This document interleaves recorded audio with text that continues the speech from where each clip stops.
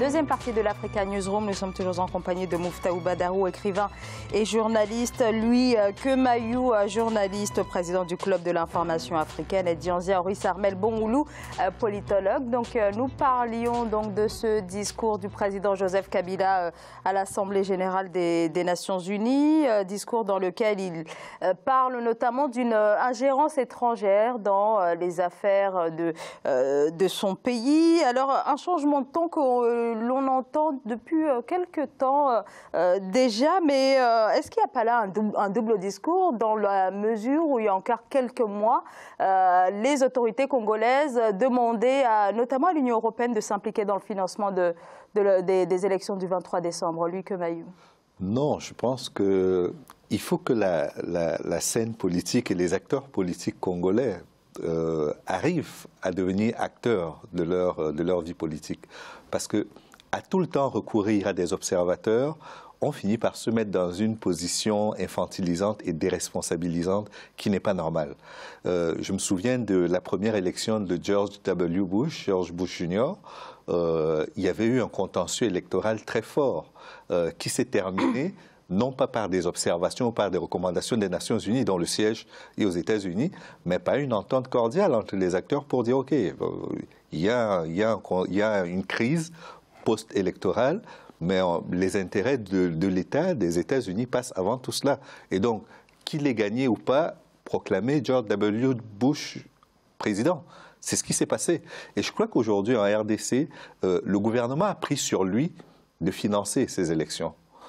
J'ai entendu certains pays solliciter l'aide, enfin proposer leur aide pour le financement.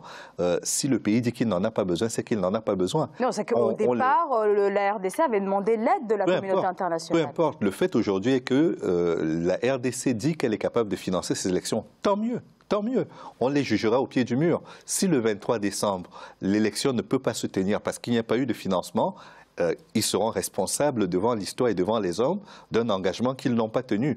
Mais s'ils le tiennent, comme ils sont en train de vouloir le faire, c'est tant mieux. Et j'espère que cet engagement-là qui est pris par le gouvernement congolais et qui est assumé par ses autorités, qu'il permettra d'avoir des élections à la fois endogènes, suffisamment bien organisées en interne, pour qu'il n'y ait pas de critiques qui viennent dire, comme en Côte d'Ivoire, on l'a vu au regard de la crise post-électorale qu'il y a eu, et dont les acteurs ivoiriens n'étaient plus maîtres, parce que le financement était un financement onusien. J'espère que cela débouchera sur une querelle familiale dont le linge se lavera en famille au bout du compte. Muftaou Badarou, est-ce que la RDC peut véritablement mener à bien le processus électoral sans la communauté internationale? On rappelle quand même que c'est à la suite de l'intervention de l'ambassadrice américaine que la date du 23 décembre a pu être arrachée au gouvernement congolais. Il faut savoir ce qu'on veut, nous les Africains. On ne peut pas se proclamer tous les jours des personnes souveraines et ne pas être quand même capable d'organiser les élections. Moi, ce qui m'interpelle, en fait, par rapport à cette problématique, c'est que le président Kabila, l'ingérence dont il parle, si on y réfléchit bien, on se dit, mais pourquoi il n'a pas fait état de cette ingérence des années plus tôt? Il aurait pu en parler, mais il n'a pas fait état. Ou même des mois plus tôt, en décembre encore, il demandait à l'Union européenne de s'impliquer. Il a commencé à en parler à partir du mois de janvier, en demandant le départ des troupes onusiennes. À mon avis, l'analyse que je fais de cette déclaration du président Kabila, c'est-à-dire que au moment où il veut vraiment faire la transition, il veut passer le pouvoir, n'est-ce pas? Pendant longtemps, on lui a reproché d'être quelqu'un d'inféodé au pouvoir rwandais ou au pouvoir ougandais. Il veut reprendre la main, il veut vraiment se poser comme vraiment un souverainiste, quelqu'un vraiment qui défend les frontières du Congo. Moi, c'est l'analyse que je fais de cela. Sinon, effectivement, il aurait pu en parler depuis, ça fait longtemps qu'il est au pouvoir, il aurait pu parler de l'ingérence. On peut dire qu'il s'en est vraiment accommodé de cette ingérence pendant tout ce temps. Et pourquoi il en parle maintenant? Maintenant, il veut endosser vraiment des habits de souverainiste, des habits vraiment de quelqu'un qui garantit les frontières de la RDC. Mais il n'est pas le seul à jouer le souverainiste. Quand vous voyez l'élection de Donald Trump, elle s'est quand même joué beaucoup sur l'idée de souverainisme. Vous voyez en France, on a eu quand même une candidate qui est d'un parti extrême, qui s'est retrouvée au second tour. Vous prenez l'Italie, vous prenez la Hongrie. On ne peut pas dire aujourd'hui, et même le Brexit aujourd'hui, qui est aussi porté par des partis identitaires, on ne peut pas dire que le repli identitaire est une spécificité congolaise ou qu'elle est propre à Joseph Kabila, mais je suis d'accord avec vous qu'en termes de financement, en termes de gestion de la souveraineté, il y a des choses qui peuvent être reprochées aux autorités congolaises, mais je crois qu'elles sont en train de surfer également sur un sentiment qui est porté par une onde nationale avant tout. Et ce sont des hommes politiques qui vont chercher les voies là où elles sont. Est-ce que c'est adroit, est-ce que c'est maladroit? Au peuple de juger au bout du compte. Dianzia Aurice Armel Bongoulou. Bon, une chose est claire au Congo, c'est que nous sommes, en consultant vraiment les articles sur le Congo, nous sommes d'accord que les élections auront lieu le 23 décembre. Espérons-le. Oui, on espère. Et on espère qu'elles auront vraiment lieu. Mais je pense que le changement du discours de Kabila est certainement lié à une stratégie électorale. Parce que, bon, on connaît l'histoire du Congo et on sait comment est-ce que les choses fonctionnent. Le Congo a été dans un pays qui, depuis l'indépendance, a vu l'ingérence des grandes puissances et des multinationales, souvent même au détriment de sa propre stabilité. Voilà. Et les causes souvent de la guerre, de la déstabilisation du Congo sont exogènes. Elles ne dépendent pas même de l'interne. Elles viennent souvent des grandes puissances.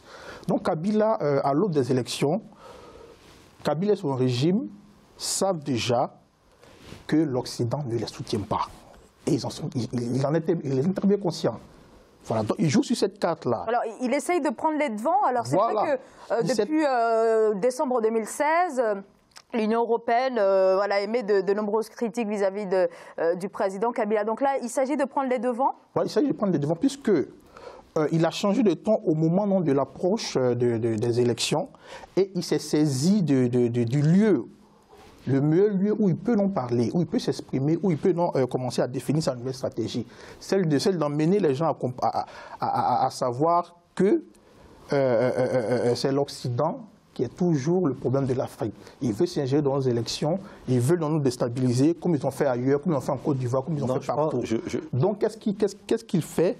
Il s'approprie le rôle du souverainisme, parce qu'en réalité, il sait très bien que cette fois-ci, les Occidentaux sont pour l'opposition congolaise. Donc c'est strictement lié non à une stratégie d'ordre électoral, c'est changement de ton en dénonçant l'ingérence. Il y a longtemps que l'ONU et les grandes puissances sont au Congo. Vous voyez, donc c'est une stratégie purement d'ordre électoral, à mon avis. Je pense qu'il faut d'abord dire qu'il ne sera pas candidat à l'élection. Il défend son régime. Oui, c'est-à-dire un régime qui va dominer, qu'il domine, même s'il n'est pas président. Regardez un peu la constitution congolaise. Lorsqu'il sort, lorsqu'il quitte le pouvoir, il devient sénateur à vie. Et une fois qu'il est sénateur à vie, il peut automatiquement briguer la présidence du Sénat. Une fois qu'il est président du Sénat, ça veut dire qu'en cas de vacance du pouvoir, il revient directement au pouvoir. Et qu'est-ce qu'il a fait? Il a placé un de ses fidèles, l'un de ses plus grands fidèles comme candidat. Donc on voit déjà le schéma, puisque Kabila sera bientôt le président du Sénat au Congo. Et en cas de vacance du pouvoir, il revient. Donc le régime sera dominé par Kabila. Et d'aucuns disent même qu'il est en train de faire un scénario à la Poutine et à la Dmitri Medvedev. Voilà, donc il défend son pouvoir. Pour lui, bon, les gens pensent qu'il s'en va, mais pour lui, il est toujours là, même s'il dirige le Congo de façon indirecte. Et c'est une stratégie purement électorale, puisqu'il est conscient déjà que toute l'Afrique est indignée par son comportement, le fait même que les gens ont été repoussés, le fait que les gens ont été entretués. Comment chercher à plaquer une nouvelle image du Kabila qui défend la souveraineté de l'Afrique. Et cette image-là, pour des questions purement électorales, c'est pour ça donc, que Kabila agit ainsi, selon moi. Luc Mayou. Mon point de vue, c'est qu'il ne faut pas trop personnaliser la vie politique dans un pays. C'est-à-dire que les hommes politiques, qu'ils le veuillent ou pas, sont de passage. Quelle que soit leur volonté, leur ténacité, ils finiront par partir. Kabila a eu du rab, il est resté un peu plus longtemps qu'il ne devait le faire, mais il partira. Et ce qui est certain, c'est qu'il y aura quelqu'un pour le remplacer. Déjà, au sein de son parti, il y a quelqu'un qui a été désigné pour le faire. C'est lui qui l'a fait, il en est ainsi. Mais ce que je veux dire, c'est que l'homme providentiel, ce n'est ni Kabila ni personne d'autre. Aujourd'hui, la démocratie, c'est que au bout d'un certain temps, il faut passer la main et donner l'opportunité à d'autres d'essayer de réparer les choses que nous n'avons pas pu réparer avant. Et quand je dis nous, il s'agit du régime congolais. Je n'en fais pas partie, mais le fait est qu'aujourd'hui, il faut se rendre compte qu'il y a quand même des échecs. Après la première élection démocratique qui a été matérialisée par l'arrivée au pouvoir de Joseph Kabila, puis sa réélection et aujourd'hui la prolongation qu'il a eue, on ne peut pas dire qu'il a eu tout juste pendant sa gestion du pays. Donc le fait est qu'il doit partir pour qu'un autre Congolais vienne essayer autre chose.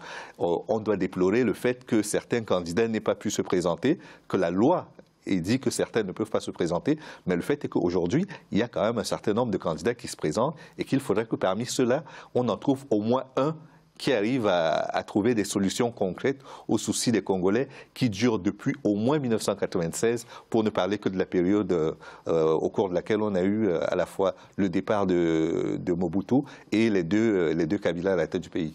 Alors, avec ces déclarations qui dénoncent une ingérence étrangère, l'opposition, notamment Moïse Katumbi, parle de fraude qui serait, en tout cas que cela va ouvrir la voie forcément à des fraudes.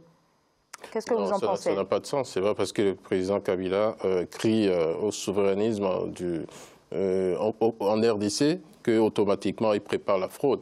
Non, parce que cela va forcément impliquer le fait qu'il n'y aura peut-être pas, pardonnez-moi, d'observateurs étrangers sur place. Donc, est-ce que cela est de nature, effectivement, à lancer le débat sur la transparence de ce scrutin?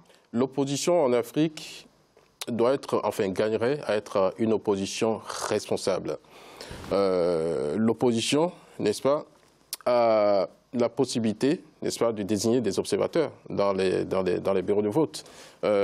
L'opposition gagnera à s'organiser, c'est tout. Elle est là pour contrôler aussi le bon déroulement des scrutins. Donc, il faut être responsable. On ne peut pas tous les jours se lever et dire oui, les élections sont mal passées. Le grand problème qui se pose en RDC actuellement, c'est le problème des machines à voter. Voilà. Je pense que ça, c'est vraiment... Qui ne sont pas encore arrivés. Qui ne sont pas encore arrivés. Ça, c'est vraiment le grand problème qu'il faudra résoudre. Parce que ces machines sont entachées de fraude, effectivement.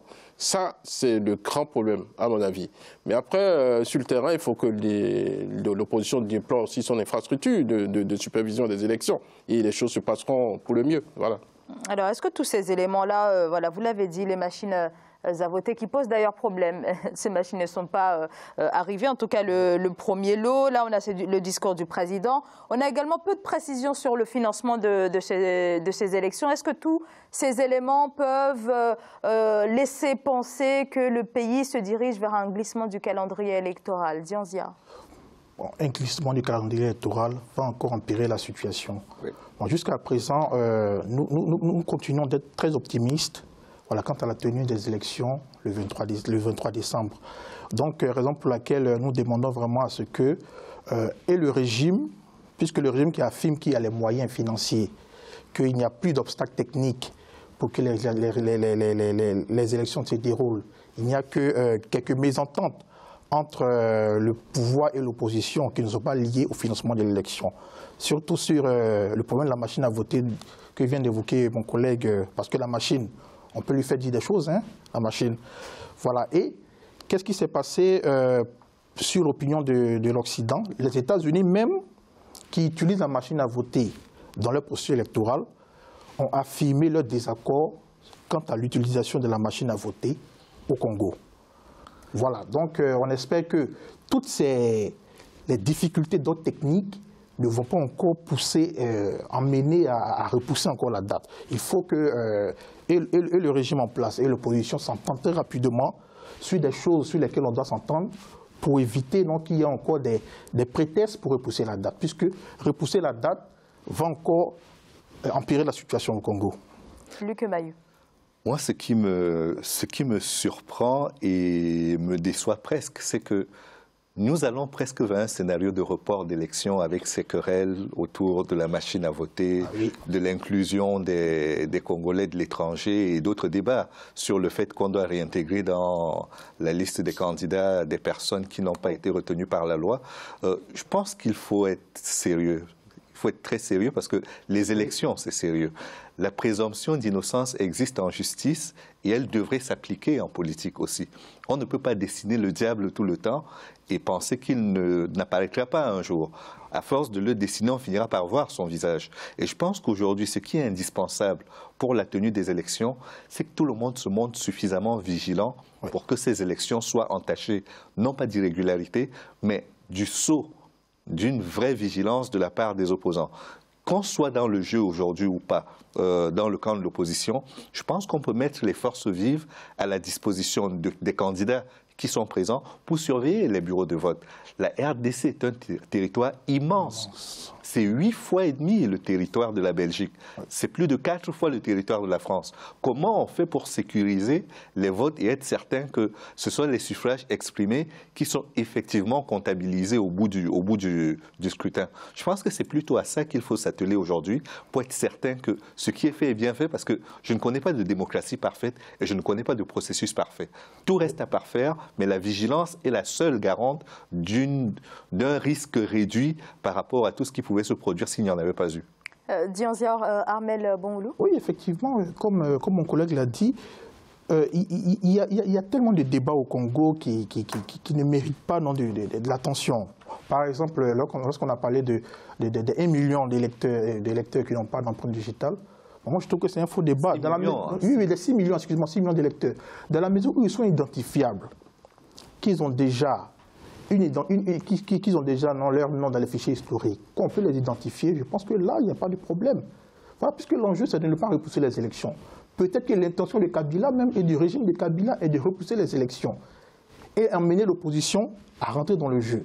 Donc, ce sont des choses sur lesquelles on ne doit pas discuter. Il faut vite aller aux élections. Tout ce que l'opposition doit faire, c'est de s'organiser. C'est de faire preuve de responsabilité. C'est de régler la question de la candidature unique, qui pour moi est plus importante même que tous ces débats. Voilà. Parce que moi, j'ai le chiffre ici des élections de 2011. Qu'est-ce qui s'est passé? Il y a des provinces, sur les 26 provinces, je crois, au Congo, il y a des provinces où Kabila avait mis plus d'1 million de voix d'écart entre lui et Tshisekedi Père. Par exemple, au Katanga, il a mis 2 millions de voix d'écart. Dans le Badundi, il a mis 1 million de voix d'écart. Dans la province de l'Oriental, il a mis 1 million de voix d'écart. Donc je pense que d'abord, avec tous ces chiffres-là, l'opposition doit chercher vraiment à s'organiser. Voilà, au lieu de se mettre à débattre sur des choses qui n'ont pas lieu d'être. Il faut faire passer tous ces petits problèmes. Parce qu'en plus, il n'y a pas que la présidentielle. Oui, voilà, il y a aussi les législatives. Et surtout, ne pas tomber dans le jeu du report. Peut-être que c'est ce que le pouvoir cherche, non, à le faire. Merci beaucoup à tous les trois pour ce décryptage. On marque une très courte pause et on se retrouve dans quelques instants. À tout de suite. Merci.